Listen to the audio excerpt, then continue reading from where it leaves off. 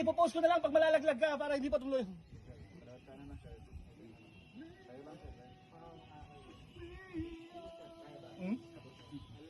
Ano, Pogs, akin na yung bag. Akin na yung bag. Pabot mo muna kay sir yung... Pagkagising, nag-almusal at nagkape lang kami. Agad-agad na kami nagdakad. Papunta sa bundok na aakatin namin. Tirik ang araw at mainit ang panahon. At sigurado lalabas sa mga pawis naming inipon. Tapos napapansin namin yung daan paahon na ng paahon. Ganito talaga pag umakit ng bundok, pero ang goal namin is makit namin yung tuktok. Tapos yung mga tuhod ko napapansin ko para nang lumalagatok. At dahil hinihingan lang bawat isa, kailangan muna magpahinga. At syempre para mawala ang pagod, Kuya Fury ko pakis nga ng isa. Yung mga daan medyo tirik na at masukal. Sabi na pagod ko, ako ay hingal na hingal. Kaya to syempre basta patibayan. At maya maya may nakasalubong na kami sa daan. So dapat pag namumundok dapat may batian. Si Kuya Felix nahihirapan na sa daan kasi ang lalaki naman ng bato. Tapos ang hirap pang tapakan.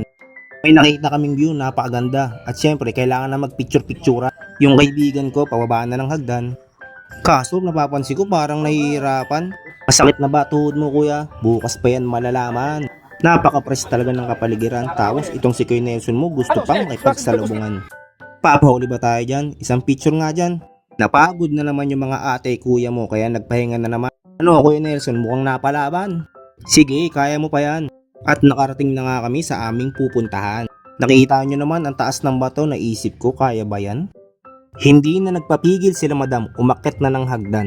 Sabi nila kaya daw nila unahan. Oy, magdahan-dahan, medyo mataas yan. At nang maakyat na namin ng hagdan, grabe. Tingnan nyo, ang ganda ng kalikasan. Ang sarap tumulon pero joke-joke lang. Sulit na sulit ang aming pinagpaguran. Kitang-kita nyo naman ang sarap sa pakiramdam. Kami naghihintayan para magpicturan at ayan na nga, kita nyo naman ang ganda talaga. Nasa dulo na pala ako, oy baka malaglag ka. At hindi mawawala ang group picture namin, di ba? At ito na nga, bumababa na isa-isa. Dahan-dahan lang po kami kasi ang tutulis ng bato. Kasi pag nagkamali ka, punit talaga ang balat mo. At medyo exciting ang part na to. Kasi nga, pag nadulas ako, nako, durug-durug talaga ang buto ko. Buti na lang nandiyan si kuya na nakaalalay. Maraming salamat kuya sa iyong paggabay. Kapit na kapit ako parang yung palulo ko, hihiwalay. Ayoko pang mag-bye-bye. At sa hagdan may mga nauna na. Kuya Andrew, dahan-dahan baka madulas ka. Diyan naman si Kuya Kugs igagabay. Tapos itong si Ate Charm, nakakatakot tingnan. Ate, ba't ganyan ka bumaba? Umayos ka. Agay, andyan naman si Jean, sasaluhin ka. Huwag mo nang uulitin yan ha, baka magkamali ka.